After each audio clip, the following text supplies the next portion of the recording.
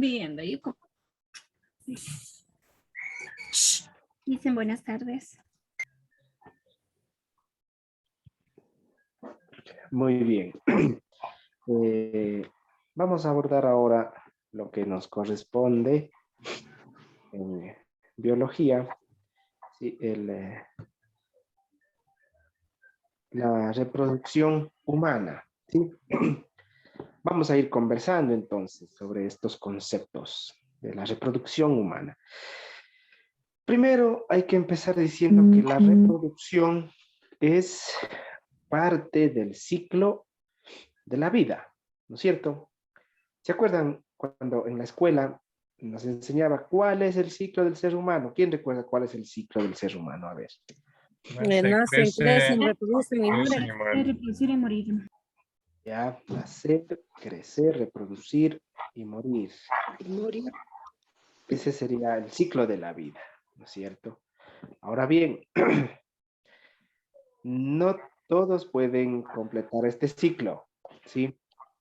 No todos pueden completar este ciclo, porque hay gente que muere antes de nacer, ¿no es cierto? Hay gente que muere sin reproducirse, ¿sí? Entonces, no todos podemos cumplir ese ciclo, por lo tanto, estaría, digamos que un error en esa concepción, ¿sí? Bien, ahora vamos a conversar sobre estas preguntas. Ahí hay una pregunta. ¿Quién lee, por favor, la primera pregunta? ¿Qué significa paternidad y maternidad? ¿Qué significa paternidad y maternidad? Ya. ¿Qué significa? Conversemos sobre este concepto. ¿Qué significa paternidad y maternidad? De que una persona llegue a tener un hijo, como ser una mujer, llega a ser mamá, y el esposo llega a ser papá, o la pareja llega a ser papá del bebé. Ya, tener hijos, dice Lupita. Ya. ¿Qué más pueden decir acerca de la paternidad y la maternidad? Ser responsables. Bueno, implica responsabilidades, dice alguien más. Maternidad sería, dicen, dar vida a un nuevo ser. Dar vida a un nuevo ser, dice ya. Muy bien. Bueno, la maternidad también puede ser cambios biológicos. Cambios biológicos, ya. Muy bien, gracias por sus ideas. En realidad, van por ahí, ¿no es cierto? Primero, cambios biológicos, ciertamente, sobre todo en las mujeres, ¿no es cierto? Cambios biológicos, porque se predispone, ¿no es cierto?, a albergar un nuevo individuo en el vientre, se dispone a alimentarle. Entonces, son cambios biológicos, ¿no es cierto? Ya. Ahora, vamos con la siguiente pregunta. ¿Quién lee la siguiente pregunta, por favor? Ya le hice. ¿En Por qué favor. consiste la fecundación? Ya. ¿En qué consiste la fecundación? ¿En qué consiste la fecundación, chicos? A ver. ¿Sabe alguien en qué consiste la fecundación? Proceso de Óvulos. De los de embarazo. proceso para la de un nuevo ser. Ya, un proceso necesario, dice el señor Cuji, que se requiere para la aparición de un nuevo ser. Ya, muy bien. El embarazo es otra etapa.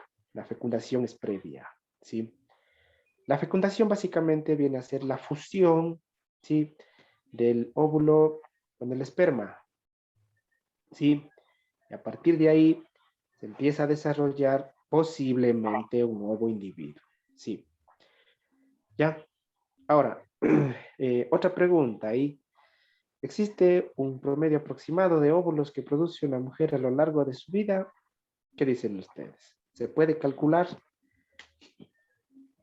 o no se puede calcular?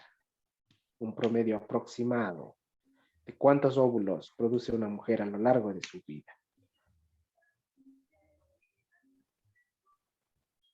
Si hacemos un cálculo, ¿no es cierto?, de 12 óvulos por año, sí, durante el periodo fértil o la etapa eh, fértil, ¿no es cierto?, se puede hacer un cálculo. Varía, sí varía.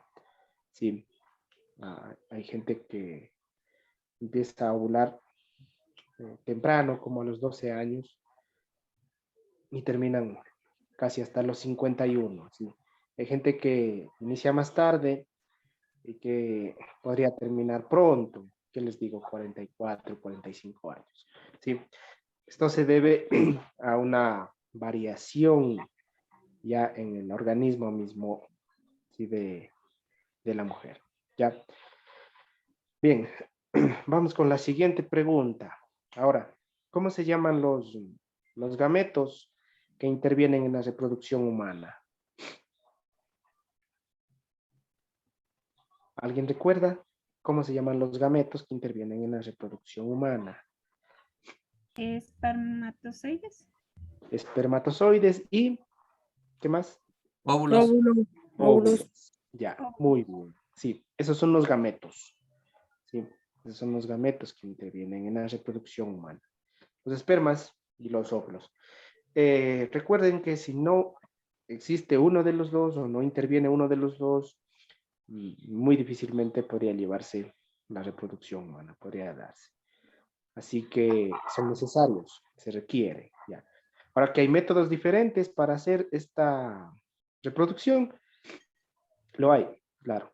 Hay la fertilización in vitro, por ejemplo, cuando se fecunda el óvulo en el laboratorio, si luego se deposita en el útero, ¿sí? de la madre y se procede a desarrollar el nuevo individuo. ¿Sí? Esa se llama reproducción asistida.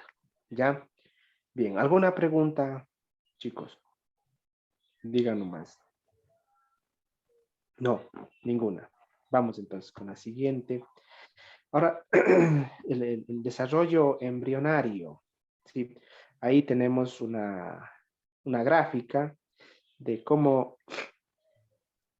se desarrolla el embrión. ¿Sí? Vean ustedes que hay, ¿no es cierto? Desde el principio, ¿sí? Aquí en la primera gráfica, ¿sí? En la primera imagen, podemos ver que está fusionado el óvulo con el esperma. ¿Sí? Y a partir de ahí se empieza a desarrollar, ¿sí? Hasta llegar a formar un individuo o una máquina tan compleja como es el ser humano, ¿sí? Hay diferentes etapas, sí, pero sin embargo, lo primero que empieza a desarrollarse es el cerebro. Y usted dirá, ¿por qué el cerebro? Porque el cerebro es el que comanda el cuerpo, ¿no es cierto? Desde el cerebro nacen las órdenes para nosotros poder actuar. ¿Sí? Entonces es lo primero que se empieza a desarrollar. ¿Sí? Y a partir de ahí, el resto del cuerpo, pasando por la columna vertebral que nos sostiene, ¿sí? Y el resto de órganos que conforman el cuerpo humano. ¿Ya? Entonces, aproximadamente en los seres humanos, formarse completamente el individuo le tomaría 20 semanas o lo que comúnmente conocemos como 4 meses, ¿sí? Y digamos que a partir de ahí, ya el resto solo es crecer, crecer, crecer, crecer, ¿sí? El feto crece, ¿no es cierto?, hasta aproximadamente 40 semanas, ¿sí? Y cuando está listo ya para nacer. Bien, veamos algo más